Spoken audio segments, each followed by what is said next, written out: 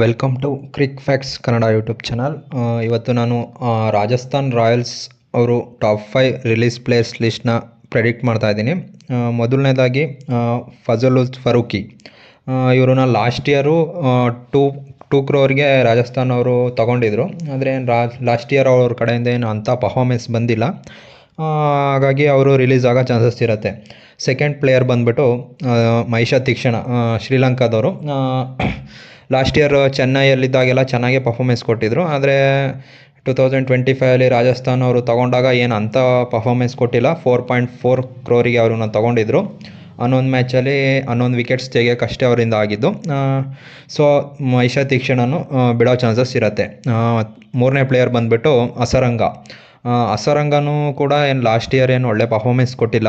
ಅವ್ರನ್ನ ರಾಜಸ್ಥಾನ್ ರಾಯಲ್ಸ್ ಅವರು 5 ಕ್ರೋರ್ಗೆ ತೊಗೊಂಡಿದ್ರು. ಅವರೂ ಬಿಡೋ ಚಾನ್ಸಸ್ ಇರುತ್ತೆ. ಆ್ಯಂಡ್ ಫೋರ್ತ್ ಪ್ಲೇಯರ್ ಬಂದುಬಿಟ್ಟು ತುಷಾರ್ ದೇಶಪಾಂಡೆ. ನಿಮಗೆಲ್ಲರೂ ಗೊತ್ತಿರೋ ಹಾಗೆ ಅವರು ಚೆನ್ನೈಯಲ್ಲಿದ್ದಾಗ ಒಳ್ಳೆ ಪರ್ಫಾರ್ಮೆನ್ಸೇ ಕೊಟ್ಟಿದ್ದರು. ಹಾಗಾಗಿ ರಾಜಸ್ಥಾನ್ ರಾಯಲ್ಸ್ ಅವರು ಲಾಸ್ಟ್ ಇಯರು ಅವ್ರನ್ನ 6.5 ಕ್ರೋರ್ಗೆ ತೊಗೊಂಡಿದ್ರು. ಆದರೆ ಲಾಸ್ಟ್ ಇಯರ್ ಏನು ಅಂಥ ಪರ್ಫಾರ್ಮೆನ್ಸ್ ಅವ್ರಿಗೂ ಕೊಟ್ಟಿಲ್ಲ.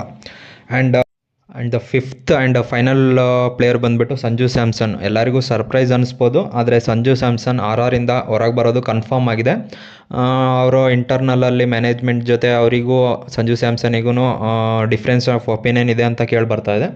ಹಾಗಾಗಿ ಸಂಜು ಸ್ಯಾಮ್ಸನ್ ಕೂಡ ಹೊರಗೆ ಬರೋ ಚಾನ್ಸಸ್ ಇದೆ. ಅವರು 18 ಕೋಟಿಗೆ ಹೋದ ವರ್ಷ ರಾಜಸ್ಥಾನ್ ರಾಯಲ್ಸ್ಗೆ ಆಡಿದರು.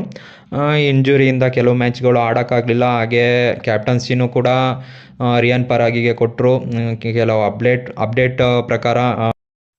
ಕೆಲವು ಅಪ್ಡೇಟಲ್ಲಿ ನೋಡಿದ್ರೆ ಏನನ್ಸುತ್ತೆ ಅಂದರೆ ಕೋಚಿಗೂ ಸಂಜು ಸ್ಯಾಮ್ಸನ್ಗೂ ಹಾಗೂ ಅವರ ಮ್ಯಾನೇಜ್ಮೆಂಟಿಗೂ ಮ್ಯಾನೇಜ್ಮೆಂಟಿಗೂ ಡಿಫ್ರೆನ್ಸ್ ಆಫ್ ಒಪಿನಿಯನ್ ಇತ್ತು ಅಂತ ಕೇಳಿ ಇದೆ.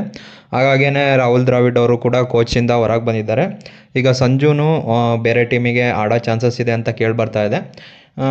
ಹಾಗಾಗಿ ಟೋಟಲ್ ಫರೂಕಿ, ತೀಕ್ಷಣ, ಅಸರಂಗ, ಸಂಜು ಹಾಗೂ ತುಷಾರ್ ದೇಶಪಾಂಡೆ ಇವರು 5 ಜನ ರಾಜಸ್ಥಾನಿಂದ ಹೊರಗೆ ಬರೋ ಚಾನ್ಸಸ್ ಇದೆ.